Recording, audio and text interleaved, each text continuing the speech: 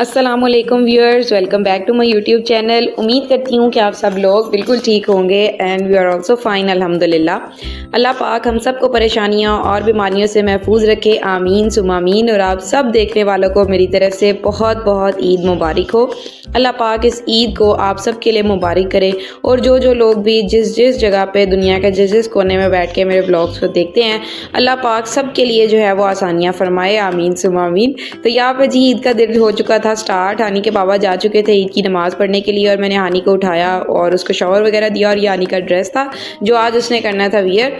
ये ड्रेस मैं आपको अपने व्लॉग्स में पहले दिखा चुकी हूँ और ये है जी मेरा ड्रेस जो आज मैंने करना था वियर। मैंने और हानी ने आज की हुई थी मैचिंग और ये था जी मेरे ड्रेस की लुक मैंने जो रिकॉर्ड की थी। और मैंने सोचा कि आप लोग के साथ जो है वो बिफोर और आफ्टर क्लिप्स भी शेयर करूँगी और एक ट्रांजिशन वीडियो बना के जो है वो आपको दिखाऊँगी। लेकिन बिलीव मी, हानी के साथ आज कुछ भी रिकॉर्ड करना और शूट करना बहुत ही मुश्किल हुआ था।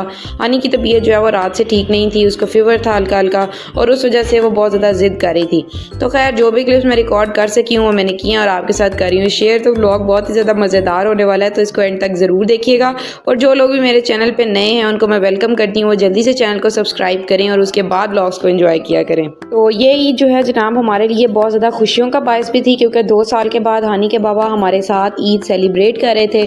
और बहुत ज़्यादा सैड भी थी कि जो भी परेशानियों से हमने इस रमज़ान से गुजरे हैं और जो भी हमने फेस किया है, लेकिन फिर भी शुक्र अल्हम्दुलिल्लाह हमने सोचा कि इस मोमेंट को अच्छे से एंजॉय करेंगे। और हम जो पिछले 2 साल से अपनी ईद अच्छे से सेलिब्रेट नहीं कर पा रहे, वो अब हम सेलिब्रेट बहुत अच्छे से करेंगे। तो जिन लोगों को ये लग रहा है कि हानी के बाबा कहाँ थे, तो वो आउट ऑफ कंट्री होते थे और इस टाइम वो पाकिस्तान में है। तो हम लोग ईद जो है वो इकट्ठे सेलिब्रेट करें आफ्टर 2 ईयर्स। और यहाँ पे हानी जो है वो माशाल्लाह रेडी हो गई थी, बहुत ही क्यूट सी मेरी प्रिंसेस लग रही है। और ये बाप बेटी दोनों जो है वो एक दूसरे के साथ खेल रहे थे और यहाँ पे मैं इनके जो है वो छोटे छोटे क्लिप्स रिकॉर्ड कर रही थी ताकि मैं आप लोगों के साथ भी शेयर कर सकूँ और इन मोमेंट्स को कैप्चर कर सकूँ, ताकि आने वाले टाइम में मैं अपने ही व्लॉग्स को भाई दोबारा से रिवाइंड करूँ और उनको देख सकूँ। तो यहाँ पे माशाल्लाह आप लोग देख सकते हैं। और जो लोग भी जो है वो चैनल पर नए सब्सक्राइबर्स होते हैं उनको किसी बात का नहीं पता लगता, तो डेली व्लॉग्स जो है वो मैं अपने चैनल पर अपलोड करती रहती हूँ। तो अगर आप लोग देखेंगे तो तब आप लोग को जो है वो सारी बातों का पता चलता जाएगा और हम लोग जो है वो मिल के यूट्यूब फैमिली क्रिएट कर लेंगे इंशाल्लाह वेरी सून। और ये है हमारी दूसरी छोटी सी प्रिंसेस हानी के तायाबू और ताईमा आए हुए थे और ये उनके बच्चे हैं माशाल्लाह जन्नत। तो यहाँ पे इन दोनों को जो है वो मेरे हस्बैंड ने उठाया हुआ था और मैं दोनों के साथ जो है वीडियो क्लिप्स को रिकॉर्ड कर रही थी।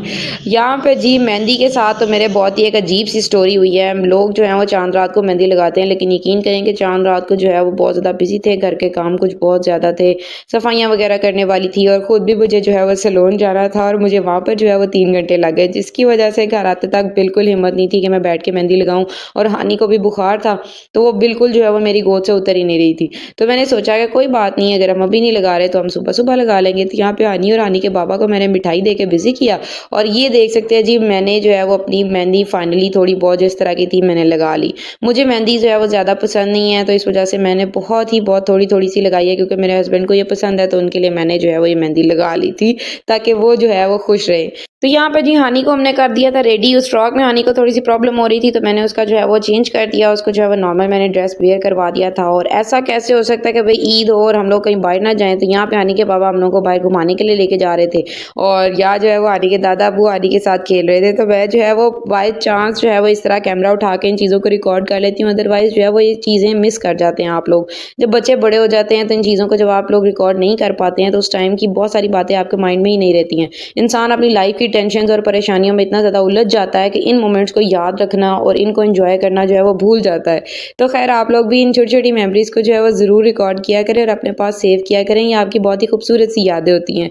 यहाँ पे आप लोग देख सकते हैं जी मैं भी रेडी हो चुकी थी और हम लोग अब जा रहे थे घर से बाहर। और ये धूप आप लोग देख सकते हैं भाई अभी जो है वो तकरीबन 3:30 पौने 4 का टाइम था, लेकिन फिर भी गर्मी की शिद्दत बहुत ज़्यादा थी। शुक्र अल्हम्दुलिल्लाह रमज़ान हमारा बहुत ही अच्छा सा गुजर गया है। अल्लाह पाक हम सब के रोज़े और इबादतों को कबूल मंजूर फरमाए। तो बस जनाब ऐसा कैसे हो सकता था कि ईद हो तो मैं कुछ जो है वो स्पेशल ना करूँ। तो मैंने सोचा कि हर बार जो है वो सब लोग ही पार्क्स वगैरह में ईद पे जाते हैं, तो क्यों ना आप लोगों के साथ मैं एक नई चीज़ को शेयर करूँ। और आज हम जो है वो पार्क जाने के बजाय किसी ऐसी जगह को एक्सप्लोर करें जो काफ़ी सारे लोग जो मेरे व्यूअर्स हैं जिन लोगों ने वो चीज़ें नहीं देखी हुई।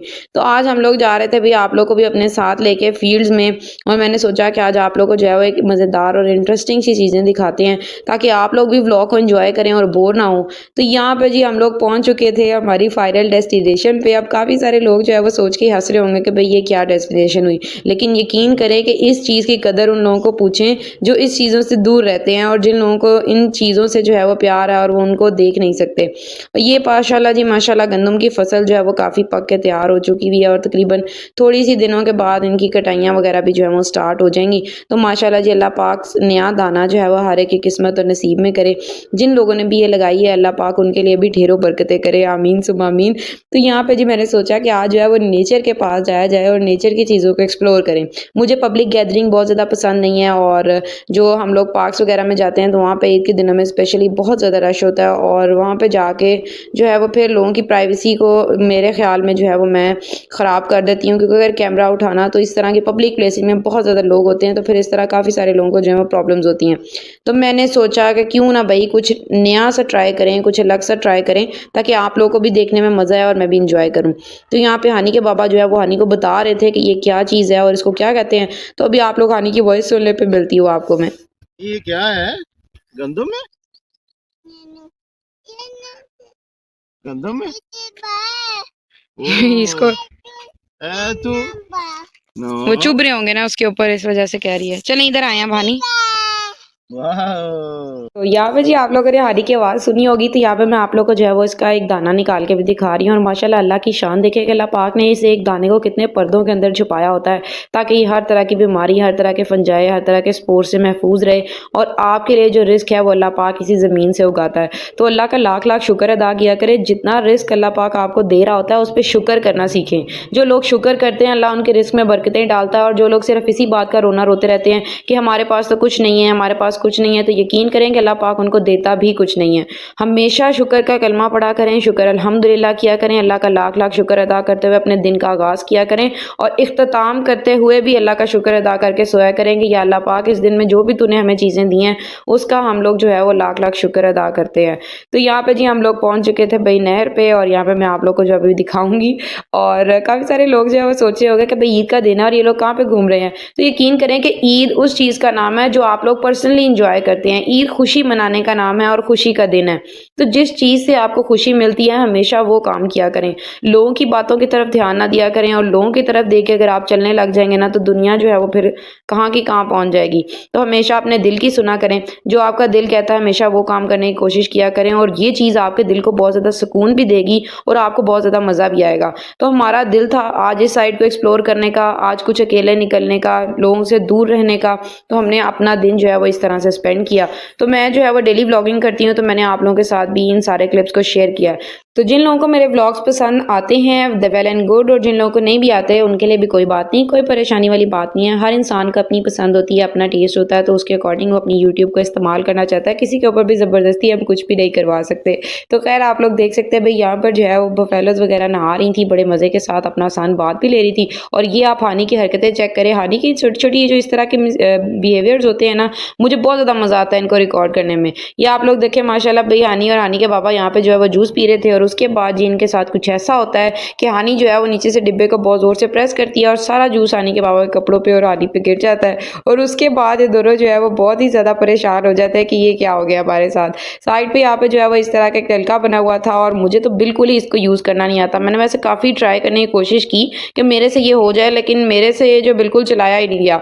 और जब मैं शादी के बाद नई नई इस जगह पे आई थी तो यकीन करें कि मुझे हर चीज़ बहुत ज़्यादा अट्रैक्ट करती होती थी, और मैं बहुत ज़्यादा परेशान होती थी। काफ़ी सारी चीज़ें ऐसी थी जो मैंने लाइफ में फ़र्स्ट टाइम देखी थी, और फर्स्ट टाइम उनका एक्सपीरियंस कर रही थी। मुझे बिल्कुल भी आइडिया नहीं था कि इन चीज़ों का नाम क्या है। इवन कि मुझे पंजाबी भी जो है वो पूरी बोलनी नहीं आती थी। लेकिन जब मैं इस एरिया में आई और जब मैंने जो है वो इस एरिया को एक्सप्लोर किया, और जहाँ पे आप इंसान रहता है ना वहाँ के लोगों के साथ जो है वो आपका बोलना चलना जब आप स्टार्ट करते हैं तो आपको उन जगह पे रहने वाले इंसानों, उन लोगों का जो है वो इन्वायरमेंट समझ में आने लग जाता है। तो खैर जी, आप लोगों के साथ काफ़ी सारी बातें जो है वो आज मेरे व्लॉग में शेयर कर दी है और ये आप लोग देख सकते हैं भाई छोटी दुनिया भी यहाँ पे जो है वो एंजॉय कर रही थी। दरख्त की छाँव में बैठे हुए थे, बहुत ही ठंडी-ठंडी छाँव थी और यहाँ पे जो है वो इनका मालिक भी आराम से बैठा हुआ था। इनको जो है वो घास वगैरह खिलाने के लिए शायद लेके आया था, तो यहाँ पे ये लोग रिकॉर्ड कर रही थी। आज मैं तो हर इंसान जो है वो बहुत ही अजीब-सी नज़रों से मेरी तरफ देख रहा था कि भई ये इतना बन-सवर के और बन-ठन के जो है वो ये क्या काम कर रही है। तो यकीन करें काफ़ी टाइम जो है ना वो स्टार्टिंग में मुझे बड़ा मसला होता था इन चीज़ों को रिकॉर्ड करने में, लेकिन अब मैं यूज़्ड टू हो गई हूँ